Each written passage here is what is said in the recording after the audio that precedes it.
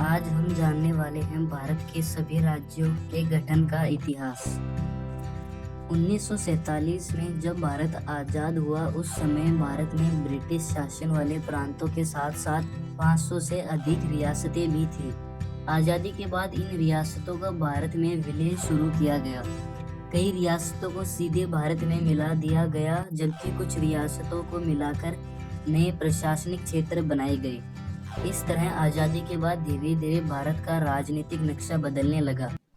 26 जनवरी 1950 को भारत का संविधान जब लागू हुआ, उस समय भारत के क्षेत्रों को अलग अलग प्रशासनिक श्रेणियों में बांटा गया, लेकिन यह व्यवस्था लंबे समय तक नहीं चल सकी। देश के अलग अलग हिस्सों में लोग मांग करने लगे कि राज्यों का गठन उनकी भाषा और क्षेत्रीय पहचान के आधार पर किया जाए। भाषा के आधार पर राज्य बनाने की मांग सबसे पहले बड़े स्तर पर आंध्र क्षेत्र से उठी।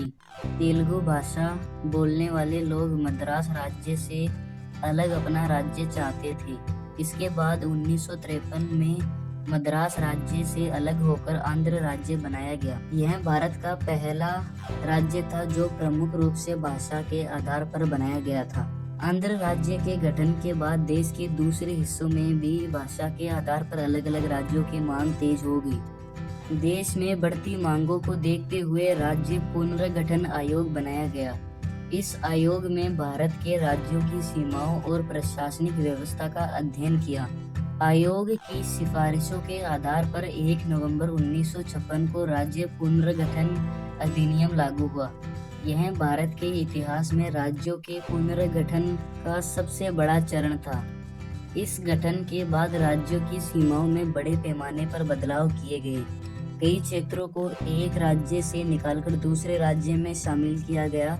भाषा के आधार पर कई राज्यों का नया स्वरूप बनाया गया। इसी समय केरल, कर्नाटका और मध्य प्रदेश जैसे राज्यों का आधुनिक स्वरूप भी विकसित हुआ। इस गठन के बाद भारत की पुरानी पार्ट ए, पार्ट बी और पार्ट सी वाली व्यवस्था भी समाप्त कर दी गई। अब भारत में राज्यों और केंद्र शासित प्रदेशों की नई व्यवस्था बनाई गई, लेकिन भारत के राज्यों का गठन अभी पूरा नहीं हुआ था। 1956 के बाद राज्यों के गठन की मांगें जारी रही। बॉम्बे राज्य में मराठी और गुजराती भाषा बोलने वाले लोग अलग अलग राज्य की मांग कर रहे थे। इसके परिणाम स्वरूप 1960 में बॉम्बे राज्य को 2 भागों में विभाजित किया गया। इससे 2 नए राज्य बने, महाराष्ट्र और गुजरात। इसी कारण 1 मई को महाराष्ट्र दिवस और गुजरात दिवस मनाया जाता है। इसके बाद 1963 में असम से अलग होकर नागालैंड एक नया राज्य बना। 1966 में पंजाब का पुनर्गठन किया गया। पंजाब में हिंदी भाषा वाले क्षेत्रों को अलग करके हरियाणा राज्य बनाया गया। इसी गठन के दौरान चंडीगढ़ को केंद्र शासित प्रदेश बनाया गया। चंडीगढ़ को पंजाब और हरियाणा दोनों की संयुक्त राजधानी बनाया गया। 1971 में हिमाचल प्रदेश को पूर्ण राज्य का दर्जा मिला। इससे हिमाचल प्रदेश भारत का एक पूर्ण राज्य बन गया। 1972 में पूर्वोत्तर भारत में एक और बड़ा बदलाव हुआ। मणिपुर, मेघालय और त्रिपुरा को पूर्ण राज्य का दर्जा दिया गया। इससे पूर्वोत्तर भारत में अलग अलग क्षेत्रों को अपनी अलग अलग प्रशासनिक पहचान मिली। इसके बाद 1975 में सिक्किम भारत का 22वां राज्य बना। 1987 में 3 क्षेत्रों को पूर्ण राज्य का दर्जा दिया गया, गोवा, अरुणाचल प्रदेश और मिजोरम। इसके बाद सन 2000 में भारत के राज्यों का गठन का अगला बड़ा चरण शुरू हुआ। इस वर्ष 3 नए राज्यों का गठन किया गया। मध्य प्रदेश से अलग होकर छत्तीसगढ़ बना, उत्तर प्रदेश से अलग होकर उत्तराखंड बना और बिहार से अलग होकर झारखंड बना। लोगों का मानना था कि अलग राज्य बनने से उनके क्षेत्र का विकास और प्रशासन बेहतर तरीके से हो सकता है। इसके बाद 2 जून 1914 को आंध्र प्रदेश से अलग होकर तेलंगाना बना।